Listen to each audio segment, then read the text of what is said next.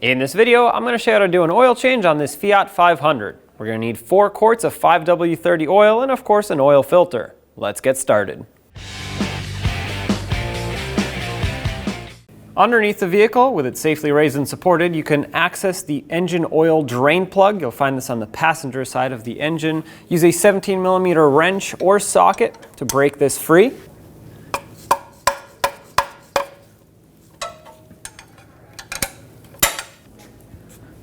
With it broken free, have a drain pan underneath ready to catch the fluid and remove the drain plug. While that's draining, I'm going to inspect the drain plug, look at the threads and the head of the plug. They all look great. The washer here, because I have an aluminum washer, it is reusable a few times, so I'm going to keep it on here. If you need to replace it, go right ahead, especially if it's a rubber one that you want to use one time. So let's set this aside and wait for it to finish draining. Now that it's down to a drip, I'm going to plug it up, thread the drain plug on.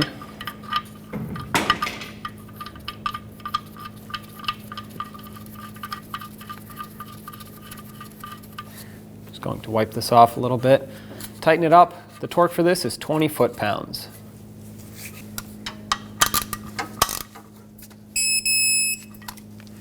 We're going to find the oil filter at the top under the hood. You're going to go between the radiator support and the engine on the passenger side, and you'll see the housing all the way down here.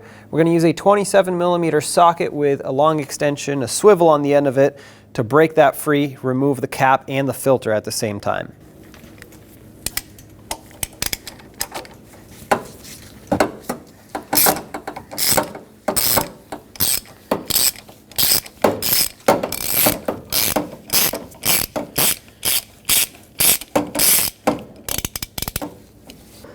Make sure you have a collection bucket underneath this area to catch the fluid as you pull the filter out.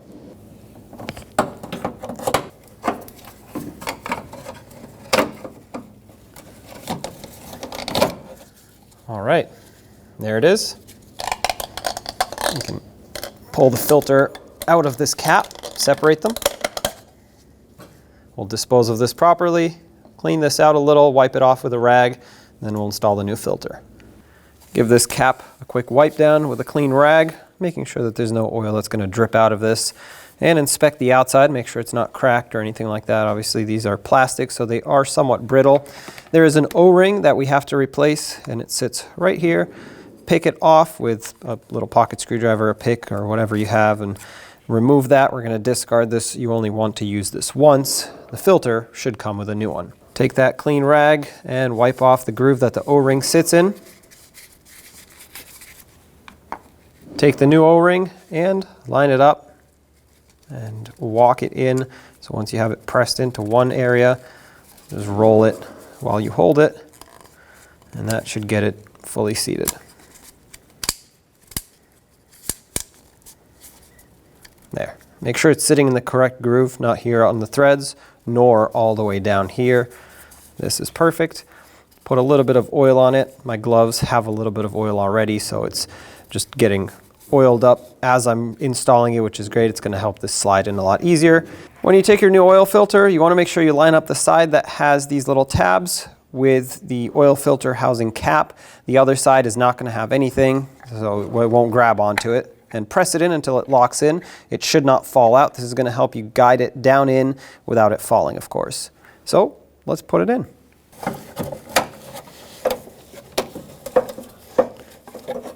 Try to be careful when you put this down in there so it doesn't fall or collect any debris as it's going down, or of course grab onto any wires and potentially damage them. Thread this on by hand once you have it seated on those threads, and then once you can't spin it anymore, grab your tool and tighten it up.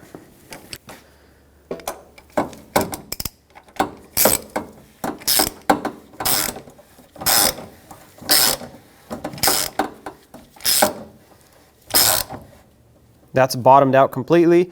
I'm going to give it just a tiny bit extra. That's it. That's all you want to tighten this. On top of your engine, on the passenger side, you'll see the engine oil filler cap. Remove it.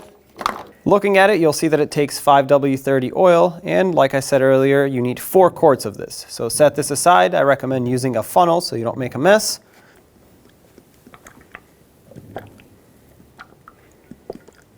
Adding our last quart.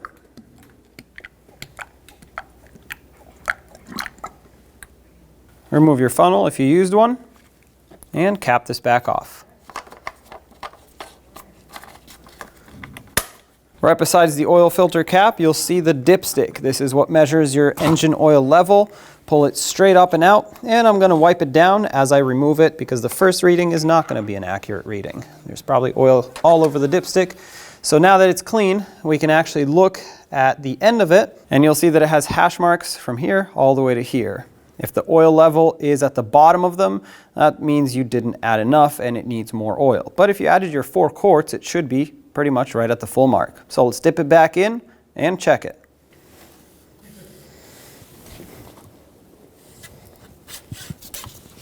Make sure it goes all the way down. Pull it back out.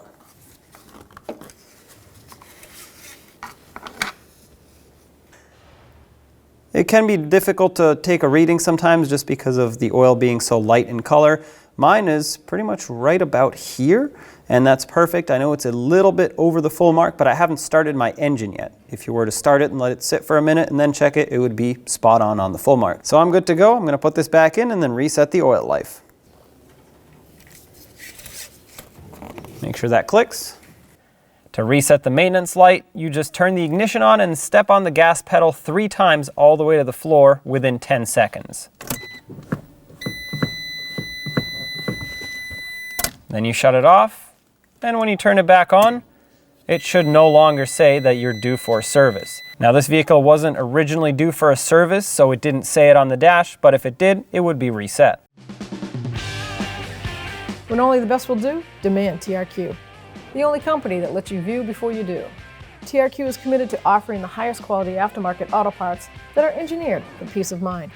Thanks for using and viewing with TRQ.